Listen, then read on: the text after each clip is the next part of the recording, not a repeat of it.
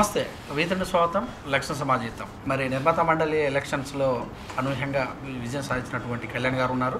242 ఓట్లతోటి bumper మెజార్టీతో గెలిచారు. అలాగే ఈ సంవత్సరం తీసినటువంటి కల్కి సినిమా కూడా మంచి హిట్ మూవ్తో ముందుకెళ్తుంది. మరి వారిని కలిసి మరికొన్ని విషయాలు తెలుసుకుందాం. నమస్తే సార్. నమస్తే. కంగ్రాచులేషన్. Thank you. మొత్తం మీరు చూసినట్టయితే ఎన్నికలు జరగవనుకున్న సందర్భంలో జరిగినాయి. మీరు కూడా నేను మాట అన్నారు, రైట్. ఇది కేవలం పదవి వ్యామోహం కోసమే పోటీ చేస్తున్నారా అన్నారు. నిజంగా ఇది ఎందుకు జరగాల్సిన అవసరం ఏర్పడింది? అంటే ఎన్నికలు జరగటం అనేది ఎందుకు ఏర్పడింది అనేది ఏం లేదండి. It is a regular system. Okay, ఎన్నికలు జరగటం అనేది ఇట్స్ ఏ రెగ్యులర్ సిస్టమ్. కాకపోతే ఎంతవరకు అంటే ఒక కాంప్రమైజింగ్ సిస్టంలో వెళ్దాము అనుకున్న టైంలో డిపాజిట్లు కూడా తెచ్చుకోలేని వాళ్ళు తీసుకొని వచ్చి నామినేషన్లు వేసి ఏదో ఎలక్షన్లో ఇది చేద్దామనే ఇది తప్పితే వేరే ఇది కాదు. ఆర్గనైజేషన్కి డబ్బులు వేస్ట్ తప్పితే వేరే ఇది. ఓకే. ఎందుకంటే ఈ ఆర్గనైజేషన్లో ఉండే ప్రతి మెంబర్కి దే హ్యావ్ ద రైట్ ఎలక్షన్లో కంటెస్ట్ చేయటం అనేది తెలిసి కూడా. ఎందుకనంటే వాళ్ళకి ఎంత కెపాసిటీ ఉందనేది వాళ్ళకి తెలిసి కూడా అనవసరంగా వేస్ట్గా, ఎందుకంటే అందరినీ కాంప్రమైజ్ చేయిస్తుంటే ఒకరిద్దరు కొరకు ఎలక్షన్ జరగటం అనేది బాధేసింది. అయితే ఇప్పుడు కొత్తగా బోర్డు మెంబర్స్ అందరితో మీటింగ్ పెట్టారు. సజావుగా జరిగింది ఒక హాఫ్ అన్ అవర్. ఏ నిర్ణయాలు తీసుకున్నారు, ముందు ఎలా వెళ్ళబోతున్నారు? అంటే మా ఆర్గనైజేషన్ని ఒక తాటి మీదకి తీసుకొని వచ్చేటటువంటి నిర్ణయాలు తీసుకోవడం జరిగింది. అట్ ద సేమ్ టైం ఇంతకుముందు అడాక్ కమిటీ ఉండింది కాబట్టి వాళ్ళు నాకు ఛార్జ్ హ్యాండ్ ఓవర్ చేయటం అయింది. మా మెంబర్లకి ఏది చేస్తే బాగుంటుందో అది చేసేదానికే నిర్ణయాలు తీసుకున్నాం. అనుకున్నది తప్పకుండా చేద్దాం, మనం ఏ స్లోగన్తో మనం వచ్చామో దాన్ని నిలబెట్టుకుందామని మాట్లాడుకున్నాం. అయితే ఎక్కువ చూసినట్టయితే చిన్న సినిమా నిర్మాతలు బాగా చితికిపోతున్నారని కూడా తెలుస్తుంది. వారి విషయంలో అంటే థియేటర్స్ కూడా రాక డబ్బులు వసూలు అవ్వట్లేదు అని అంటారు. ఈ విషయంలో మీ నిర్మాత మండలి ప్రెసిడెంట్గా దట్ ఈజ్ రాంగ్ అండి. మనం తీసే సినిమాని బట్టే కలెక్షన్లు ఉంటాయి తప్పితే, ఇప్పుడు నేను 22 కోట్లు పెట్టి సినిమా తీశాను, నాకు టాక్ బాగుంది, కలెక్షన్లు వీక్గా ఉన్నాయి, అలా అని నన్ను చితకబోయేసారు, వాళ్ళు నొక్కేసారు, వీళ్ళు నొక్కేసారు. నేను 200 థియేటర్లో రిలీజ్ చేసే సినిమా ఓన్లీ నైజాంలో. అవన్నీ నీ 2 సినిమాలు ఇప్పుడు ఏజెంట్ ఆత్రేయ అని చెప్పిన ఒక సినిమా రిలీజ్ అయింది. అలాగే మన బ్రోచే వారెవర్రా రిలీజ్ అయింది. ఆ సినిమాలు లెక్కేసుకుంటే మా సినిమాకైన పబ్లిసిటీ ఖర్చు అంతా వాటి కాస్ట్ ఆఫ్ ప్రొడక్షన్. ఈరోజు దానికి 2.5 కోట్ల సినిమా తీస్తే 10 కోట్లు కలెక్ట్ చేస్తుంది. అయితే ఇప్పుడు కొత్తగా ఆర్టిస్టులకు మీ నిర్మాత మండలి నుండి అంటే జూనియర్ ఆర్టిస్టులు కానీ సీనియర్ ఆర్టిస్టులు కానీ ఇలాంటి కొత్తగా ఏమైనా ప్రతిపాదనలు ఏమైనా ఉన్నాయా? పాత పద్ధతిలో వెళ్ళిపోయాయి? ఇప్పుడేనండి రావటం, ఛార్జ్ తీసుకున్నాం. డెఫినెట్గా అందరం డిస్కస్ చేస్తాం. మా ఆర్టిస్టులు కానీ, మా డైరెక్టర్లు కానీ, మా టెక్నీషియన్లు కానీ ప్రొడ్యూసర్లను ఎప్పుడూ కాదని ఎప్పుడూ ఓవర్టేక్ చేసి వెళ్ళింది లేదు. డెఫినెట్గా వాళ్ళు బాగానే కోఆపరేట్ చేస్తారని చెప్పి నేను. కల్కి సినిమా కూడా మీ మధ్యలో ప్రొడ్యూసింగ్ చేశారు, ఎలా అనిపిస్తుంది, ఎలా ఉంది? ఈరోజు ప్రొడక్షన్ అనేది బాగా కాస్ట్లీ అయిపోయిందండి. ఓకే. జెన్యున్గా చెప్పాలంటే చిన్న సినిమా తీద్దామని నాలాంటోడు అనుకుంటే నేను తీయలేను. అంటే నా విజన్ అంతా నిన్నటిదాకా 180 మందితో పనిచేసి చిన్న సినిమా అని అంటే అది 40 మంది 50 మందితో పని చేసుకుంటారు. ఆ 40 మంది 50 మందితో పని జరుగుతుంటే నేనేదో సినిమా తీస్తున్నానా లేదనే ఫీలింగ్ నాకు వస్తుంది. డెఫినెట్గా ఆ కమిట్మెంట్ ఉండే డైరెక్టర్లు, ఆ కమిట్మెంట్ ఉండే టెక్నీషియన్లతోనే చిన్న సినిమా తీయాలి. పెద్ద హీరోతో సినిమా అనుకోండి, ప్రొడక్షన్స్ వాల్యూస్ వేరు.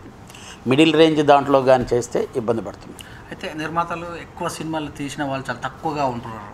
అంటే దీనికి ఏదైనా ఫార్ములా కనుక్కునే అవకాశం ఉందా? అంటే చాలామంది కూడా ముందుకు రావాలంటే భయపడుతున్నారు.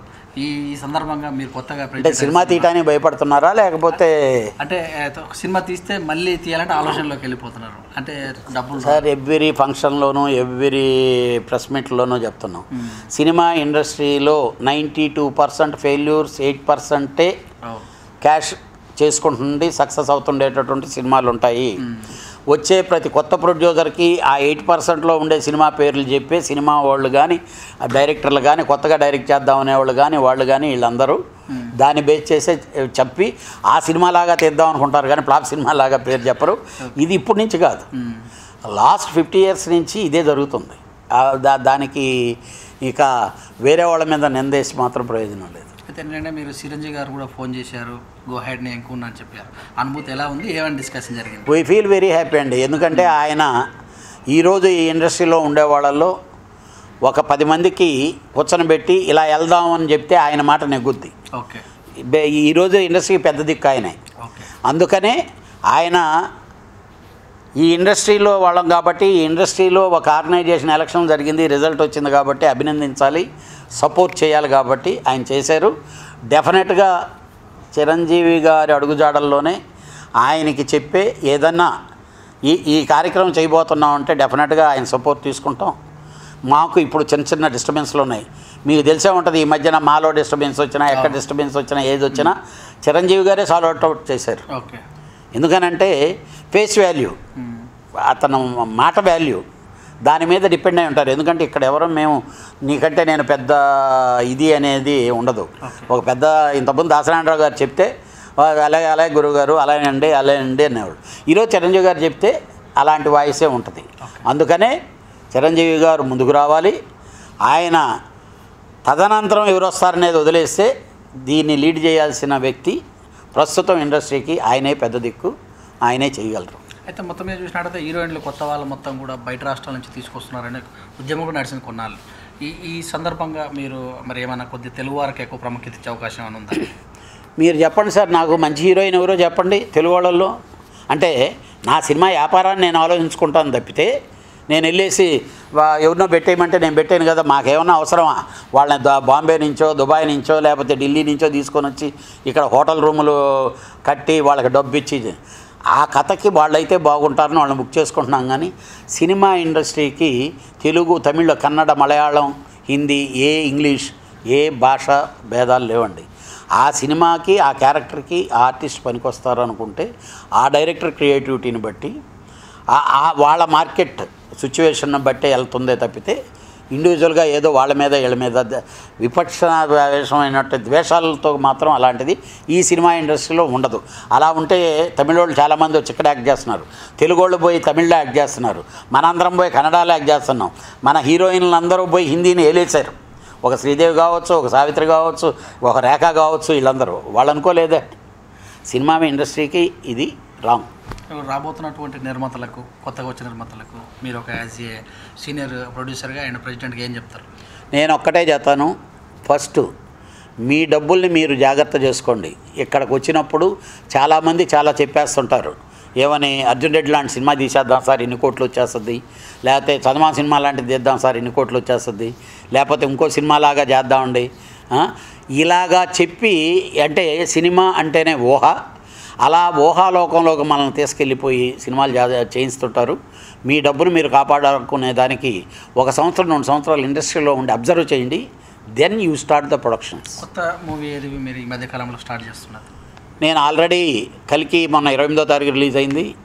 RDX లవ్ అని చెప్పి సినిమా ఆల్రెడీ ఫినిష్ అయ్యి డబ్బింగ్ జరుగుతుంది. రాణా గారితో రెజీనా రాణా జంటగా 1945 ఫినిష్ అయ్యి రిలీజ్కి సిద్ధంగా ఉంది. రేపు జూలై నెలలో బాలకృష్ణ గారితో KS రవికుమార్ డైరెక్షన్లో కొత్త సినిమా షూటింగ్ జరుగుతుంది, పొంగల్ రిలీజ్. అయితే విజయ నిర్మల్ గారు ఈ మధ్యలోనే కాలం చేశారు, సానుభూతి ఎలా తెలియజేస్తారు?